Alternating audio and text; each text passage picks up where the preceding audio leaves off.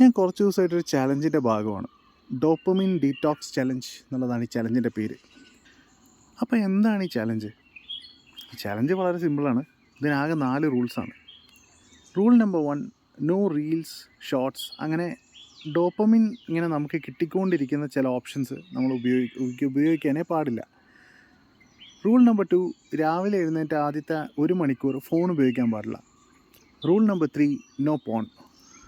Rule number 4, high sugary fast food items അങ്ങനത്തെ സംഭവങ്ങളൊന്നും കഴിക്കാൻ പാടില്ല. ബേസിക്കലി ഒരു ഹെൽത്തി ഡയറ്റ് മെയിൻറ്റെയിൻ ചെയ്യുക. 10 ദിവസത്തെ ചലഞ്ചാണ്. അപ്പോൾ എന്തൊക്കെയാണ് എൻ്റെ ഒരു അനുഭവം എന്നാണ് ഞാൻ നിങ്ങളോട് ഷെയർ ചെയ്യാൻ പോകുന്നത്. Day 1 was over excited. നമ്മൾ ഇത്തിരി ഓവർ ആക്കുമല്ലോ. അപ്പോൾ രാവിലെ എഴുന്നേൽക്കുന്നു, കുറച്ച് നേരം വർക്കൗട്ട് ചെയ്യുന്നു, കുറച്ച് നേരം സൂര്യനമസ്കാരം ചെയ്യുന്നു, സൺ എക്സ്പോഷറോട് കൂടി കുറേ നേരം വായിക്കുന്നു. പിന്നെ അത് ഞാനൊരു റുട്ടീനായിട്ട് പിടിച്ചു. എല്ലാ ദിവസവും രാവിലെ ഇങ്ങനെയൊക്കെ തന്നെ ചെയ്യാം. കുറച്ച് നേരം വർക്കൗട്ട് ചെയ്യുന്നു, പിന്നെ കുറച്ച് നേരം പുസ്തകം വായിക്കുന്നു. പിന്നെ രാവിലെ എഴുന്നേൽക്കുന്ന സമയത്ത് ഇങ്ങനെ കുറച്ച് നേരം സൂര്യനെ ആ ഒരു സൂര്യവെളിച്ചം കൊള്ളുക എന്ന് പറയുന്നത് വളരെ നല്ലതാണ്. സൂര്യവെളിച്ചം എന്ന് പറഞ്ഞാൽ പ്രത്യേകമായിട്ട് എടുത്തു പറയാൻ കാരണം നമ്മുടെ സർക്കേഡിയൻ റിതം സെറ്റ് ആവണമെങ്കിൽ അത്രയും ഹൈ ലൂമൻ ലൈറ്റ് വേണം, നല്ല പവർഫുൾ ആയിട്ടുള്ള ലൈറ്റ് വേണം. അപ്പോൾ അതിൻ്റെ ഏറ്റവും ചീപ്പസ്റ്റ് സോഴ്സ് എന്ന് പറയുന്നത് സൂര്യവെളിച്ചമാണ്. അതുകൊണ്ട് രാവിലെ എഴുന്നേറ്റ് കുറച്ച് നേരം സൂര്യനെ നോക്കി നിന്നാൽ നല്ല ചാർജാവും, ദിവസം നല്ല എനർജറ്റിക് ആയിരിക്കും. അതില്ല. ഇപ്പോൾ ഇന്നലെ മിനിഞ്ഞാന്നൊക്കെ ഇവിടെ ഭയങ്കര മൂടി നിൽക്കുന്ന സമയമായിരുന്നു. കാർമേഘങ്ങളും കൊണ്ട് സൂര്യനൊന്നും രാവിലെ കാണാൻ പറ്റില്ല, ആകെ മൊത്തം ഒരു മൂടിയ അവസ്ഥയായിരുന്നു. അപ്പോൾ ഭയങ്കര ഡൗൺ ആവുന്നുണ്ട്. അതിൻ്റെ ഡിഫറൻസൊക്കെ നമുക്ക് മനസ്സിലാവും. അപ്പോൾ നമ്മൾ കോഫി അങ്ങനെയുള്ള സംഭവങ്ങളൊക്കെ ഇതാക്കേണ്ടി വരും. രണ്ടാമത്തെ ദിവസം രാവിലെ എഴുന്നേറ്റപ്പം ഞാൻ നോക്കുമ്പോൾ എനിക്ക് നല്ല വലിയൊരു മുറ്റമുണ്ട്. അപ്പോൾ നമ്മൾ കുറച്ചുകൂടെ ക്രിയേറ്റീവായിട്ട് ഈ മുറ്റം ഒന്ന് അടിച്ചു വരാം എന്നൊരു ഐഡിയ തോന്നി. അങ്ങനെ രണ്ടാമത്തെ ദിവസം വർക്കൗട്ട് ഞാൻ മുറ്റം അടിക്കുന്നതാക്കി, പ്ലസ് നോർമൽ വർക്കൗട്ട്സ് അങ്ങനത്തെ കാര്യങ്ങളൊക്കെ. അതിന്ന് എനിക്കൊരു കാര്യം മനസ്സിലായി. നമ്മുടെ മെയിൻ പ്രശ്നം നമ്മൾ ക്രിയേറ്റീവ് അല്ലാത്തതല്ല, നമുക്ക് ബോറടിക്കാനുള്ള സമയം കിട്ടുന്നില്ല എന്നുള്ളതുകൊണ്ടാണ്. നമ്മളെപ്പോൾ ബോറടിച്ചാലും അപ്പോൾ നമ്മൾ ഫോൺ എടുക്കും. അപ്പോൾ പിന്നെ നമുക്ക് ബോറടിക്കില്ലല്ലോ. ബോറടിക്കുമ്പോൾ മാത്രമേ നമുക്ക് എന്തെങ്കിലും ക്രിയേറ്റീവായിട്ടൊക്കെ ചെയ്യാൻ തോന്നുള്ളൂ. പിന്നെയുള്ളൊരു പ്രധാന ഡിഫറൻസ് എനിക്ക് മനസ്സിലായത് ഒരുമാതിരി ടൈം ഡയലേഷൻ എഫക്റ്റാണ്. സമയം പോവുകയില്ല, ഒരുപാട് സമയമുള്ളതുപോലെ.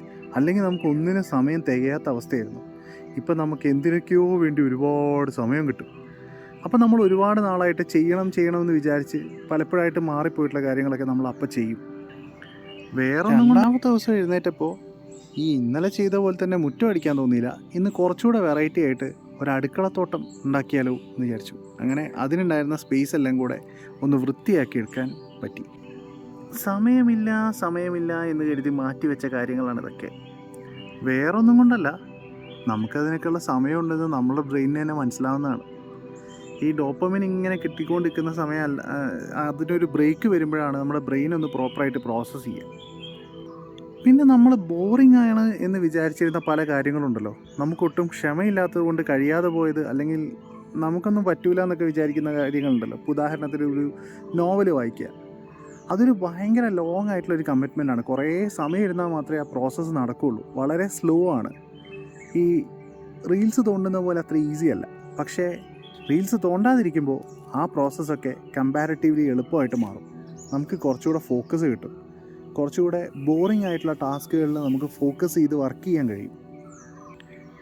And super impact thing was, നല്ല അടിപൊളിയായിട്ട് ഉറങ്ങാൻ പറ്റും. നമ്മൾ ഫോൺ ഉപയോഗിക്കാതിരിക്കുമ്പോൾ അല്ലെങ്കിൽ റീൽസ് തോണ്ടാതിരിക്കുമ്പോൾ ഉണ്ടല്ലോ, സ്പോട്ട് ഔട്ടാണ്. അല്ലെങ്കിൽ നമ്മൾ റീൽസ് തോണ്ടി 1-2 മണിക്കൂർ ഡെയിലി സ്പെൻഡ് ചെയ്യുന്നത്, അത് നമ്മൾ ആ ലൈഫിൽ നിന്ന് അങ്ങോട്ട് മാറ്റുമ്പോൾ ഓൾമോസ്റ്റ് ഇൻസ്റ്റൻറ്റേനിയസ് ആയിട്ട് നമ്മൾ ഉറങ്ങും. പിന്നെ രാവിലെ നേരത്തെ എഴുന്നേൽക്കുന്ന അതിൻ്റെ ഒരു എന്താ പറയുക, ഒരു ബൈ പ്രോഡക്റ്റ് അല്ലെങ്കിൽ അതിൻ്റെ ഭാഗമായിട്ട് തന്നെ രാവിലെ നേരത്തെ എഴുന്നേൽക്കുന്നതുകൊണ്ട് നമ്മൾ രാത്രി ആകുമ്പോഴത്തേക്കും നമുക്ക് നല്ല പോലെ ശരീരത്തിൽ അഡനോസിൻ ബിൽഡായിട്ടുണ്ടാവും. അപ്പോൾ സ്വാഭാവികമായിട്ടും നമ്മൾ ആ റെസ്റ്റ് സ്റ്റേറ്റിലേക്ക് പോവുകയും കുറേ കൂടെ നല്ല ക്വാളിറ്റി